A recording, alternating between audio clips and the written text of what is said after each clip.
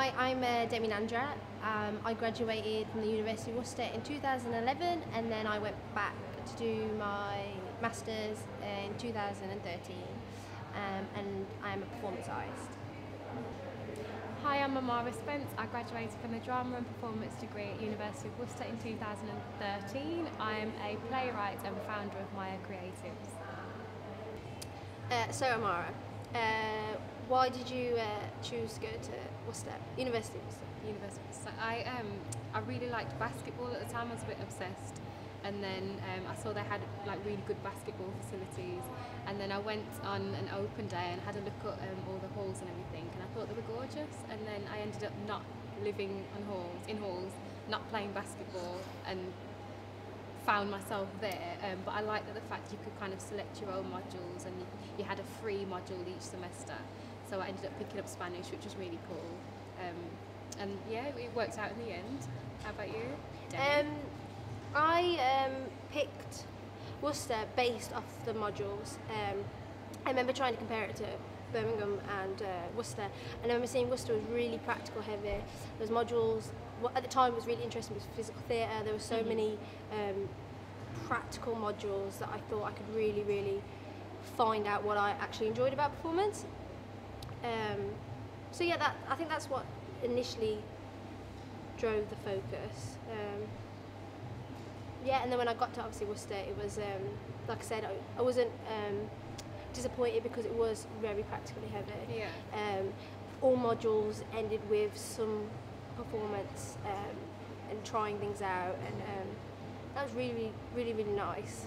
Yeah. That's what I enjoyed actually about the time there, because my brother went to another university and he only ever did a huge project at the end of the year. Yeah. Whereas I like that about Worcester is you got to do one sort of with every module. Yeah, there was definitely. always something to put on, and that's what I enjoyed. So you remember like at the time it might have been like, oh my god, there's a performance on Wednesday, performance on Friday. I've got two on Friday. But looking back, I think it was really vital to do it like that, to really like all the different modules and have your head in all different places. I think it sort of I don't know, gave you the sort of like ability to like share your focus in different areas of work. It was definitely good to be challenged, as much as it didn't feel like it at the time. No. I agree. It's like the worst ones would be like at Christmas, just before we finish it. Do you remember? And it'd just be like, there's so many things to hand in. Yeah. But yeah, that's Was doing your masters kind of the same experience? Oh, the masters was completely different. The masters at Worcester was amazing, and it really opened my eyes to theory. And I feel like the undergrad I took, even though things were coming in to do with theory-based work and just theory into practice, I would do the practice and then try and underpin it or try and bring something in with a concept afterwards. If I would be sometimes completely honest with work. And the MA really allowed my work to open up because I was getting interested in theories, getting interested in things that I could then put into practice. So for me the MA was completely different, and it allowed a way to fuse the two and then make the work better. But if I could be honest, I don't think I'd do the MA then. I would have waited, actually. I think I would have, because I waited about a year. I think I should have at least waited 2 or 3. I would like to do another MA now, not now, in like 2 years or something like that, honestly, because I think now I'm starting to define some questions. Yes. And I think now going into MA with questions already, I think that's just really, then it structures everything. It structures how, because the MA was so open for you to take whatever you wanted to really learn stuff. I think if I went in with direct questions, then I would be able to really focus and develop stuff and develop work, rather than going and going, you know, just exploring, which I loved. I loved exploring, but if it was doing it, so do you want to do an MA or anything, or is it just Well, it's something that I've thought about actually. Because I know a few people in your year did do Yeah, the a few. I think it was pushed quite a lot at the end of third year, and I really did think about it. But I wanted a break from learn. I think what you were saying kind of resonates with me, because I wanted to take some time to decide whether it was for me or not, rather than whether it's about exploring or whatever. I just wanted to work out if acting was something that I wanted to pursue. Okay. In my third year, up until third year, I'd always wanted to act. I mean, from like I was really small, and that was always what I was going to do. And then in third year I started writing plays, and then that was it. I was sold. I'm not getting in front of the camera, I'm writing, and then that's it. And I sent a play to Birmingham Rep because the artistic director came in and she did a talk for one of our modules. Oh, cool. And she told us about this Foundry program. And I said, oh, yeah, I'm going to get on that program. And then I sent her. Did you do it? Did you last year? Or this year, yeah. Oh, brilliant! Yeah, because I know Sarah that's on it as well. Oh, yeah. So I applied with the same play that I've written in my third year. And then they liked it, and so I'm on that now. And it's really cool, because they said like the rep's your playground, and you get to test bits here and there, and you get to just workshop things. So I really like the fact that I'm still involved in theatre, even though I'm kind of shifted a little bit from my initial focus. Now I'm writing plays and I'm finding new ways to do that, but it started at Worcester, and that's something that I'm grateful for. Yeah. But I do think it's hard, like when you're in university and you're so immersed in everything that's happening there and then, sometimes it's difficult to kind of think about afterwards, like where are you going to take this afterwards. And that's one of the reasons why I did think about the MA, because I thought it might help structure some of those thoughts. But then when I left, I kind of felt, I'm here now, I have to make something happen. Yeah. And I was working, I had different jobs here and there, but I wasn't really fulfilled in anything. I just knew I wanted to do something in the arts.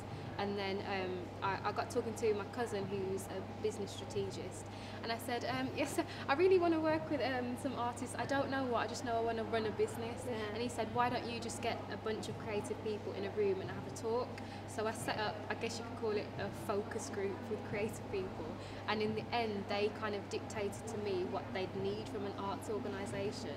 And I found that people were saying a lot of things like, I know how to act, I want to take it to the next level, I want to make a career out of it, I want business advice, I want a mentor.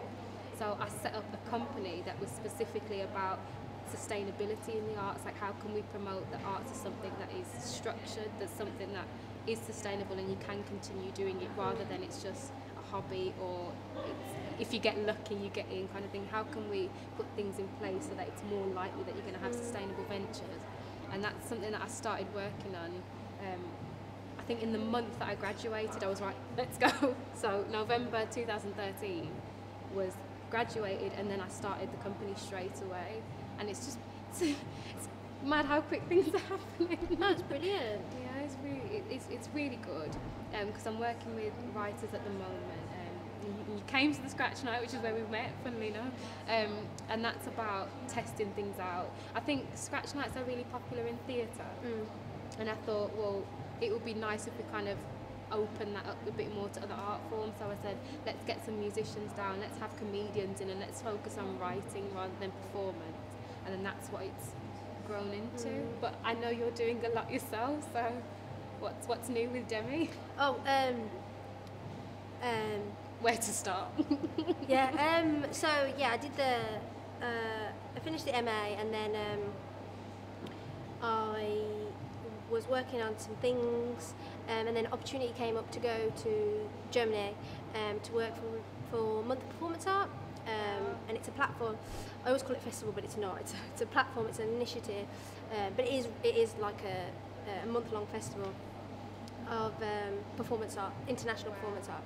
That was really, really cool. So I ended up, because I was at a point that like I said, we all work different types of jobs, but I really wanted an arts job, and I just couldn't seem to get one. It was ridiculous. So I was like, I can do it, maybe it's just a CV, I don't know, but it was just horrible. So so when this came up and they said I could learn production side of work, and just everything to do with the festival, I was like, yes, of course. And I went there, and that was great. And while I was there, I was working on a proposal for a Fierce Festival, because they do this Fierce Forward thing. I don't know if you've heard it. It's to help practitioners with either you first off you get a bursary to do with the project or the work you're working on, and then it will go on to a second stage, and then you'll be giving a larger bursary to then be commissioned to perform at Fierce Festival. So as I was in Berlin, I was working on a project that I'm working on at the moment that I won't explain too much, but it's quite autobiographical work, and it's about sort of the idea of othering self. So the idea that I have a heritage that's Indian, but my Indian heritage to me can be seen as the other, and I romanticise it quite a lot. But that was the initial ideas, and they've just gone away in different forms and different sectors. And so when I was in Germany, I got to I'm going to say it's a scratch, because I was like that was horrendous. No, but I got to perform, and so that was great, and I got some great feedback, and I got to form some great ideas from that. And then while I was there, I was applying for Fierce, and then I got the first round bursary, which was brilliant. And then I come back, and because I'm supported by them, they now have given me the opportunity to be commissioned to perform for Fierce Festival in October. So that's I don't know what I'm going to do. No.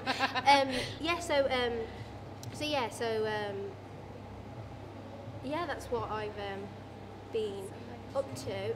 I had a real difficulty when I finished uni to decide what type of artist am I. Do I say I'm a theatre maker? Is it just performance? But then I like interdisciplinary work, like visual work. I like making films. So it was just there were so many different platforms that I saw, and so many things, and I just thought I would have to say I'm this and say I'm that. And I've literally just learned that I don't have to say that. Yes, I performed at month performance art, and I do see myself as a performance artist because I'm invested in performance, not necessarily theatre, but I still do projects with theatre. Yeah. So it's really really weird that that was what I was so even now when you ask me what I'm doing, to define it and talk about it, I get really, which we've got to learn to do, sort of, that's why a lot of people would just say interdisciplinary, which I say all the time, but sometimes that just gets I don't know what you mean by that. So yeah, I'm going off on a tangent. What are you doing at the Loft? Oh, the Loft is I should have mentioned that. The Loft is so between now and Berlin, I've done 2 performances, and so it's the video work of that. So it's a visual box of what I've been doing, really, all my thoughts, all my ideas, critique of the work that I did in Berlin, so writing, and it will just consume the Loft for a couple of days, and to get people's feedback on what they think of it, and because I found, because the project's about identity politics, I'm finding that very problematic for people, so I want to find out why that's problematic, and why I find it sometimes problematic. So that's more of I see that as more of a research exhibition than anything, to really move on and progress with the work, and see if anything's actually of interest to people. You're talking about identity, just take me back to year 2 at Worcester. We did loads of modules, and we were talking about identity and all that, so I just had a major retro moment. But I was going to say, did you know about Worcester's Higher Education Fund with Unlimited? No. Yes, neither did I. I was working for another university, and I found that they've got a funding pot allotted for students, graduates and employees, and I kind of was nosy one day, and I said, I wonder if Worcester have got one. Turns out they do, and they've actually been funding me for quite a lot. There you go. Yeah, so what's that called again? It's called the Social Entrepreneur Scheme. Yeah. And they're partnered with Unlimited to give grants to students, graduates or employees, and they've been helping. I would really advise, because I didn't know about it. It wasn't something that had been advertised heavily or anything like that, and I happened to find it by chance, but they've been so helpful. Oh, definitely look at that. They've got the money there to be used. So no, definitely look. That's brilliant. There you go. Yeah, thanks. Demi, could you just ask Amara about this place? Oh, yeah, okay. So we're in a really nice space. So this is where you're based. Yes, I'm in Paisley Studios and it's all extremely surreal. I've been here for about a month now, and just going back to how quickly everything's moving. So I started the business in November. What's the business called? It's called Maya Creatives. I should have said that before. Maya Creatives, and it's all about supporting artists in advancing their careers and making it sustainable. I've been doing it since November, and I've been running different programs and projects. The next step is to work with universities in terms of bridging that gap between business and the arts. That's what I'd really like to do. It was something that I kind of felt I wish I had, especially in third year. I wish we were able to speak about what happens next, Definitely. where we can take practices and all that kind of thing, because researching and exploring is amazing. How great it would be to follow that up with something tangible that exists outside of that framework. So that's kind of my goal. So yeah, I moved here about a month ago, and it's been amazing. It's because it's a hub for so many different creative businesses. So you get to meet a lot of everything. people. There's barbecues and all sorts. Everybody's invited. But yeah, it's really nice. I'm very lucky. And yeah. And being in this space like really sustains the business. It's so helpful. I think it's just a nice to have a point of reference for Yeah, people. yeah, So exactly. people can come here, and it's in Digba, so Yeah. it's the cultural hub of Birmingham and all that kind of stuff. It's a really cool place to be in, definitely. Yeah, I really like Paisley Studios.